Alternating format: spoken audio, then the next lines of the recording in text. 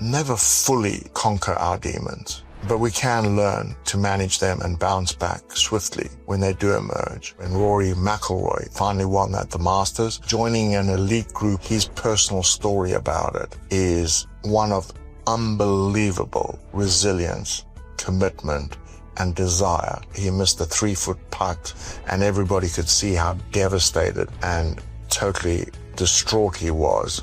But he managed to regroup, and this time he was able to putt out for the birdie and achieve a dream of a lifetime. Hi everybody, good day wherever in the world you are. This is David Samuel, and really want to talk today about a remarkable weekend of sport, which was last weekend when Rory McIlroy finally won at the Masters, joining an elite group of people, 6 in all, including him, that have won all 4 majors. It's just a phenomenal achievement. I mean, winning a pro tournament alone is a great achievement. To win a major is phenomenal. But when you win all 4 majors, and the fact that there's only 6 in history, shows you that these are the gods of the sport. The reason I want to talk about the Masters is it underscores the difficulty of this feat, because Rory McIlroy, his personal story about it is one of unbelievable resilience, commitment, and desire for 11 years since he last won a major.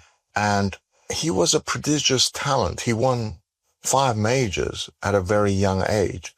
And it just seemed that all of this stuff would be automatic. But then things, in a way, fell apart, but not badly, because he was always in the top 5 golfers of the world, still won tournaments. But it's the manner in which he lost so many majors. The last one being the US Open, where he missed a 3-foot putt, which blew his chances. And I think many people thought, that's it. There's no chance he's gonna win another one. Mentally, how does he recover from this? And everybody could see how devastated and totally distraught he was, having blown such a golden chance for another major. But then at Augusta last weekend, he faced a almost worse scenario by squandering a 5-shot lead at the 13th.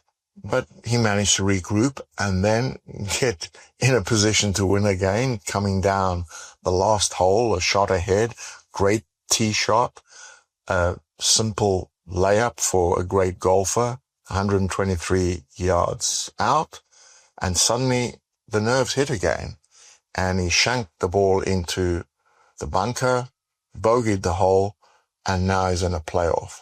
Now, what's significant about this playoff is the amount of time he would have had to think about things between finishing and starting the playoff hole.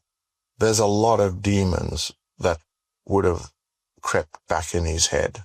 But again, he was able to regroup, and it's not like Justin Rose played badly. Justin Rose played extremely well, and Rory took this pressure, and his second shot was exquisite. After Justin's second shot, which actually put the pressure, because he was definitely going to par that hole and have a shot at a birdie.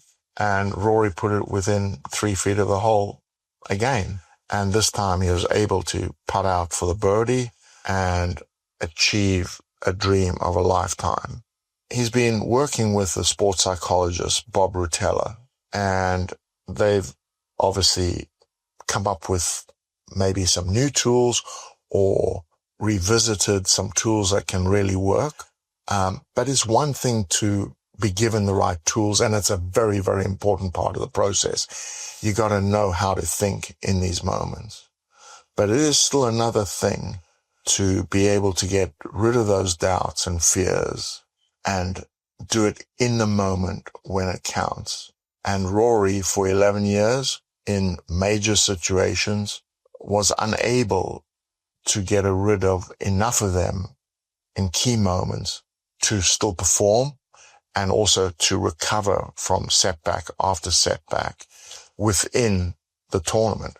What he did have was that desire to know that eventually he would crack it. So when people had probably thought the last US Open was his last chance, he didn't think so. And a lot of people say if he had messed this one up, probably then it was done. Arguably, yes. But then the nature of the man says that maybe no. But when he faltered, it would have been very easy again for those doubts and insecurities to resurface with such force that he wouldn't have been able to finish this off.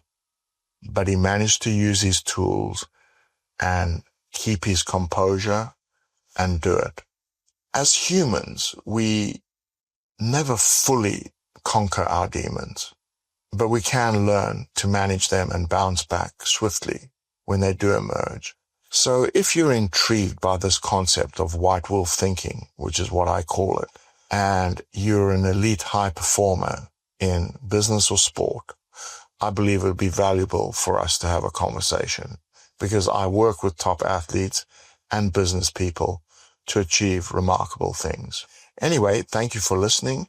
And next week I have a treat, a very, very funny guy who's extremely interesting called Brian James Edgar. And I've worked with him for over 25 years. And very few people possess the incredible general knowledge that he has. But he also has a very inspiring story of overcoming his insecurities to achieve great success. So speak again next week.